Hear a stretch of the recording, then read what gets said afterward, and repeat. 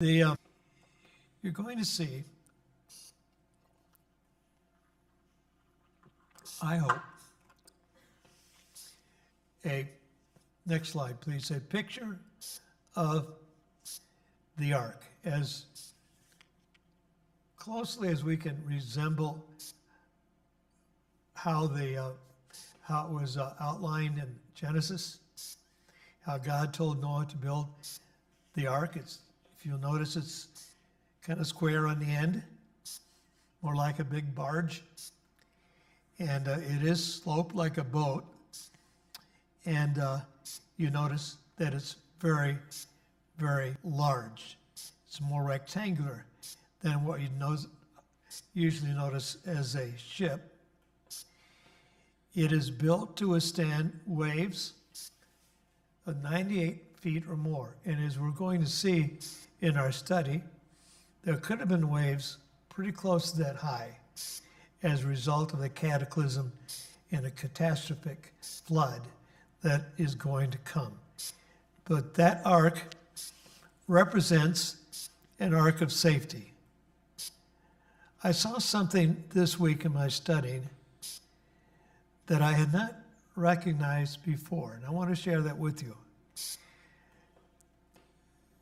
I've always thought about the ark as being Jesus, and Jesus representing our salvation. But the more that I study this and look at it, the ark really represents the church, the kingdom.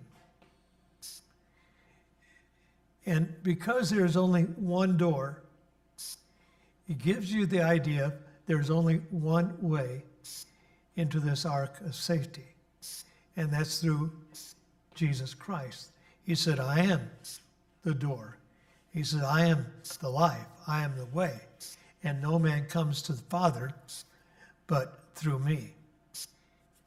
And I want to make a point out of this because of the age that we live in now in America. It's what many theologians call the age of the lukewarm church, where the church has lost its passion. The church is, as it says there in Revelation 3, the Laodicean church says, hey, we're rich and increased with goods. We have no need of God. And so this is a generation that doesn't go to church. This is a generation that feeds itself on live streams. I'm not being critical of anyone's on live stream. I'm glad you're here. But I'm saying we need to find a church to be a part of, because the church represents God's ark of safety. Jesus is a doorway that gets us in that. And the lukewarm church today says, I'd rather stay at home and watch church on TV than to commit myself to the fellowship of the saints. And the church is important for three reasons. First of all, it's important because God said it's important. There's no other reason than that. That's all we need. But secondly, the church is important because the church represents a place to have fellowship with other saints. That's not an unimportant thing. The Bible planned it that way. God planned it that way, that we would have face-to-face, eyeball-to-eyeball fellowship with one another. What does that do for us? That grows us spiritually. It develops us, matures us, children of God, and it enables us to even do more as a church than we can individually in our own walks with God. And the third reason is that the church was established by God to have a structure of authority. Elders, and so on, pastor, teachers, and so on. And being in the church puts us under that umbrella of protection. Our authorities not only protect us, but they provide for us and they present direction for us as well. I just really want to say that to those who are live streaming. I'm glad you're on, but find a church and get involved with a church somewhere. You need that. You need it because it's important for your salvation and important for the direction of the church. I still love you, though.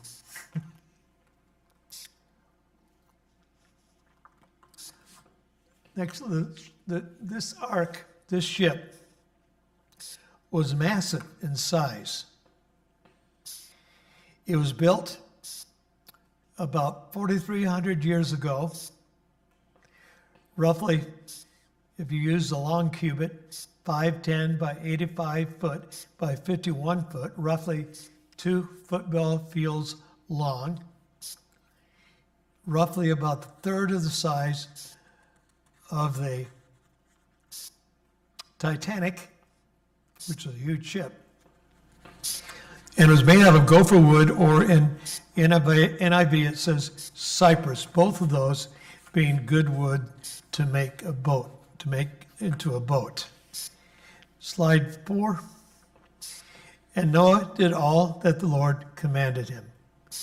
I think it's worthwhile to stop and make a note of Noah's obedience. Because here I am. And you are represented as well. But here I am, Jerry Selvidge, needing to be under the authority of God Almighty. Even though there may be things that I don't like, there may be things that I don't particularly care to do or whatever, but because God said it, I'm going to do it. I won't always do the best that I can do, but when I fall short, the grace of God will cover the areas that I fall short in. We all need to make that commitment in our hearts to be obedient to God. Whatever God says, if it has to do with the church, if it has to do with how to receive salvation, baptism, if it has to do with our walk, our Christian walk, we need to make a commitment to God to be obedient to everything He tells us to do. And the writer says here, we read that a moment ago, that Noah did all the Lord commanded him. That wasn't in there by mistake. He didn't make a list of things and say, here's 10 things and I'll do 9 out of 10. When God says do this, God intends for us to do it 100%. Now, it could be that we won't be able to do all that we want to do, but the grace of God, as I said a moment ago, is going to cover us. And we're not under law, we're under grace. But it's significant that we have that mindset to be obedient to God. Whatever He says, we're going to do. Did Noah's work save him? No. He said it there. He had found favor. Favor means grace. He had found grace in the eyes of God. He was saved by his faith. Hebrews 11:6. He was saved by faith, grace through faith, not by his works, lest any man should boast. The ark itself didn't save him, but God used the ark to bring him to salvation. Nevertheless, if he had failed to obey, what would that say of his faith? Think about it. If Noah had said, well, yeah, I kind of like that God, but I think I'll make it, instead of 510 feet long, I think I'll make it 450 feet long. I like that number better, and it would take less lumber. Or what if he had said, well, I know you want me to bring everyone, but I don't like snakes. So we'll just leave the snakes out. But see, he couldn't do that. He obeyed God in all that God commanded him to do. There may be some things that we have to grow accustomed to and learn to like and learn to love, but God intends obedience from all of us. And we don't talk about that a lot. We talk more about the grace of God, and we should. We should rely upon the grace of God. But being obedient to God is very important. Do you see that? Slide 5, please. And after the 7 days, the floodwaters came on the earth. In the 600th year of Noah's life, on the 17th day of the second month, on that day, all the springs of the great deep burst forth, and the floodgates of the heavens were opened, and rain fell on the earth 40 days and 40 nights. So as I read this, Noah and his family boarded that boat with all the animals 7 days before the rains came. 7 days. Don't you imagine that during that period of time, maybe the kids were saying to Noah, "Dad, what is wrong with you? There's no water out here." 7 days. And no flood came. And then, all of a sudden, the floodwaters began to rise, rain fell, the deep ocean burst forth, and you see, 7 seems to be a whole number. And resting and 7 seem to be connected. You know, the seventh day, the Sabbath day, it represents completeness or wholeness, and God was waiting until that perfect moment for the ark to take off and water to come and fill the earth. Some say, and I kind of agree with this, that the flood and the ark is really a picture of the rapture before 7 years of tribulation. Because it was during this time that they were preparing themselves to go out on the water. Maybe inside that boat they were making spiritual preparations. I don't know. We don't know what was going on in there. But for 7 days they waited while God was ready to bring the flood. Slide 6. Then the Lord shut him in. To me, that's kind of scary. Because that says, when there's a closed door, that there's no way of getting in. And since God shut the door, there's no way of getting out. Salvation, for those who truly believe and have faith in God, you get in, but you can't get out. You're part of that ark of safety. But there is a sense in which there is a door closed at our death. For it is appointed unto men once to die, and after this, the judgment. If at that point we have not acknowledged Jesus as our Lord, then at that point, the door will be shut on us for all eternity. And we need to really become in wonder, in awe of that. I mean, there are millions of people out there who don't know Jesus. And when that door shuts, there's never again a chance or an opportunity to enter into that ark. It's going to close at Jesus' return. When he comes and takes us away. And that's what he says in 2 Peter 3, 7, and 10 and 13. We're not going to turn there right now, but it knows we're going to look at that later on. And he says, that those last days, that people will make a mockery of the second coming of Christ. There will be scoffers. And they will be saying, where is that day? You said it was coming. Where is it? We've been waiting all this time for Jesus to return, and he hasn't returned yet. Maybe while they were in the ark, the children were saying, and the wife was saying to Noah, you said the flood was coming, but it hasn't come yet. And yet, Peter says that God is not mocked,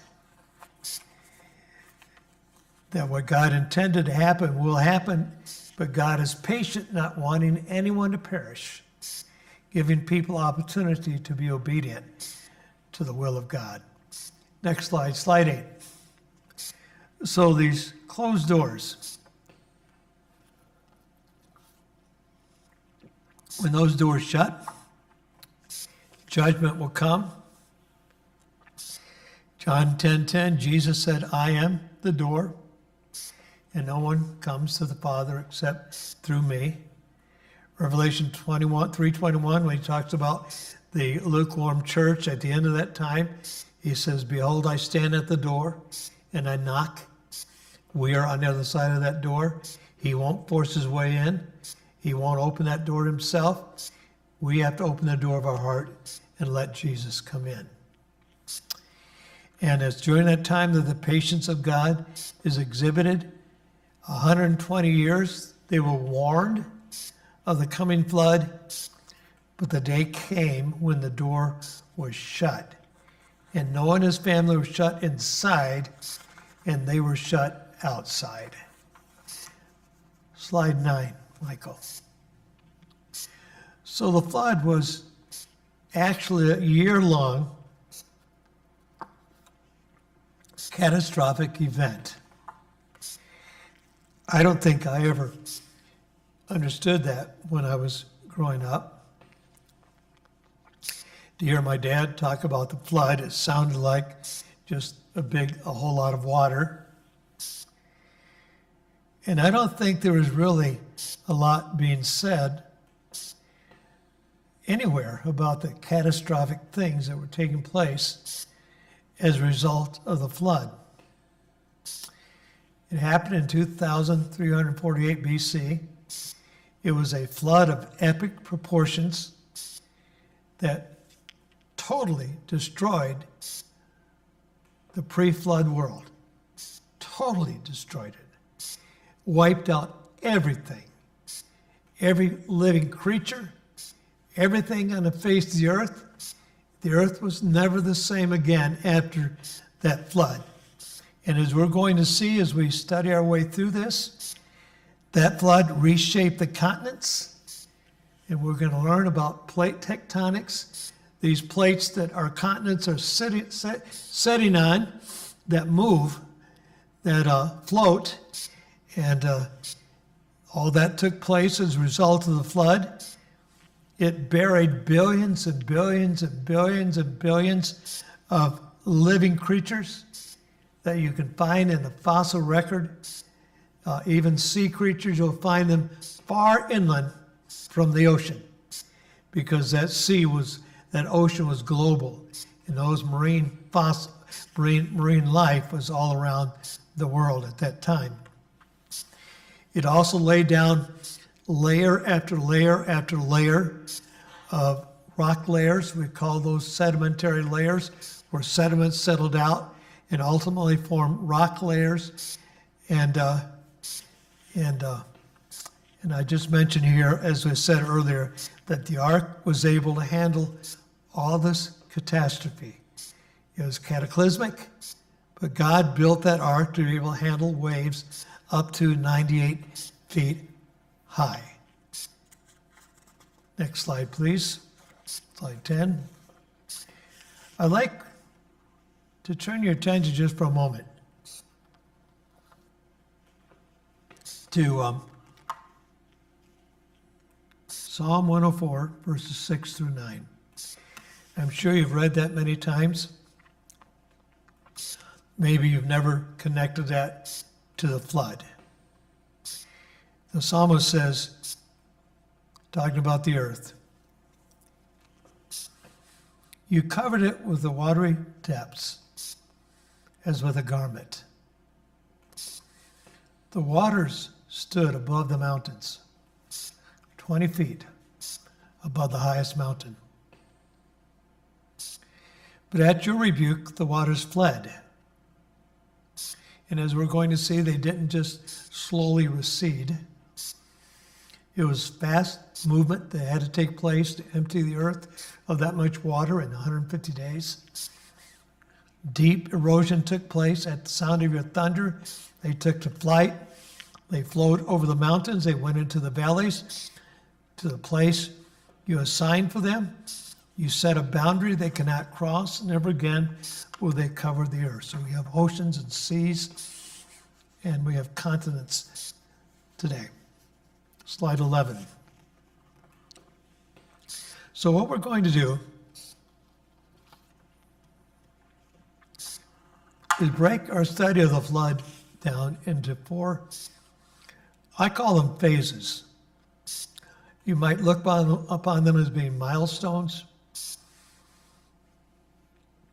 or divisions of the flood. But I break it down into these 4 categories. The first thing that will happen will be that the floodgates of heaven and the fountains of deep are going to burst open.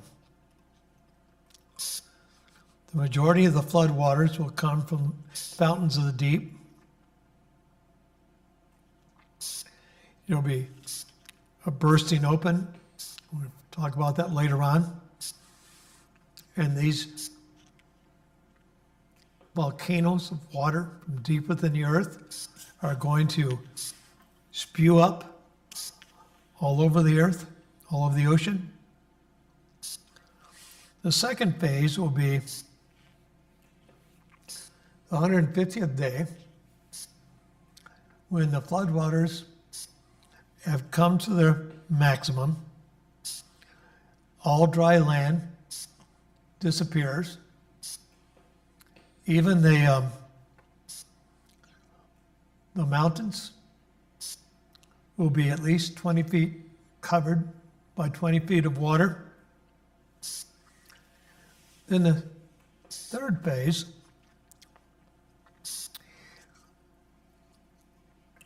is that the ark rested on Mount Ararat, and there's that whole scenario where Noah sends out the dove, he sends out the raven to determine if the earth is dry enough yet.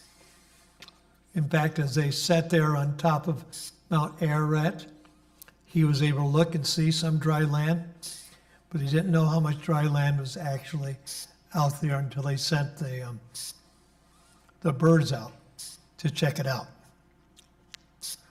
In the fourth phase, or milestone, however you want to look at it, was that the floodwaters receded under the pressure of a great wind. That great means powerful, greater than hurricanes, greater than tornadoes. This wasn't a light windstorm. This was heavy wind that was moving this water back into the oceans once again. It's rapid enough to cause widespread erosion. That happened from day 314 to day 370.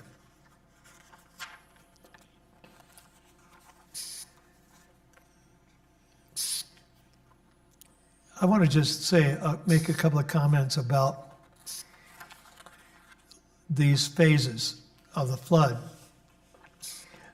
However you want to look at chapter 7 of Genesis, you have to agree, that God did this thing in segments. And that the very last part included erosion. I mean, wind moving water over a huge continental areas. I'm talking about huge volumes of water. I'm not just talking about 2 or 3 feet of water, but hundreds of feet of water.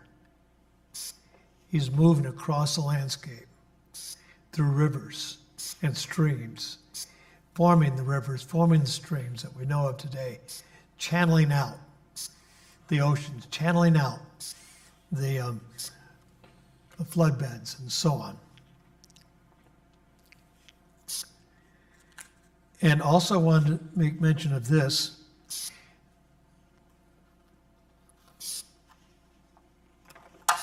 We're going to be talking about sedimentation that takes place as a result of flooding. For example, if you've been to Grand Canyon, which all of us have been, I'm sure, you'll notice there that there are layers and layers and layers of sedimentary rocks. You break those apart and you find different kinds of marine fossils in those rocks. Well, that wasn't a result of their shifting or anything like that. That was a result of the global flood. It flooded the entire earth. Now, before those sedimentary layers were laid down, there was approximately 1,700 years of sedimentation that was laid down prior to the flood, because it's 1,656 years from the time the earth was created until the time that the flood came. So during that period of time, there had to be a lot of sedimentation, and there was. And you can look at the geological record and you'll find sedimentary layers laid down before the flood, very noticeable, and sedimentary layers laid down after the flood. Very strong evidence that the flood was real. Okay, we're slide 12 and we need to probably quit here pretty soon.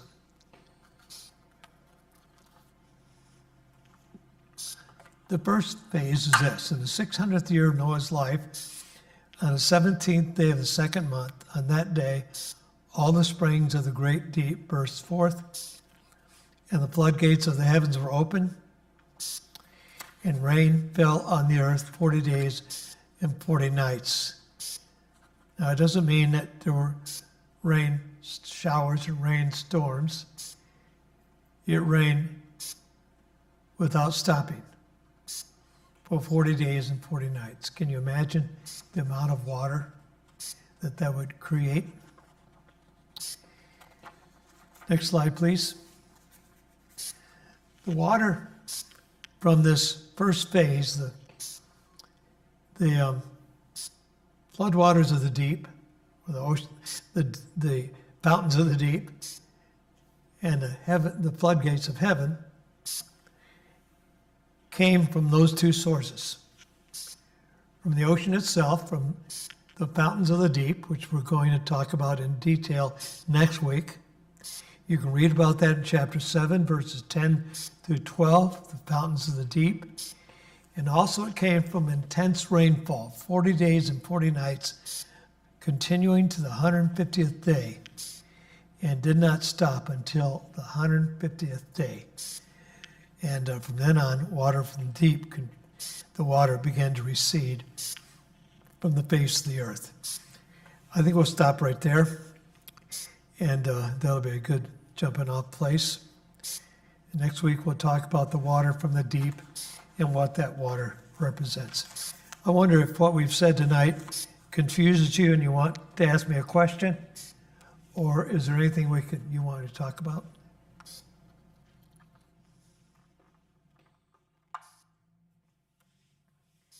Okay, tonight Jack isn't here, so Jan has chosen some music for us.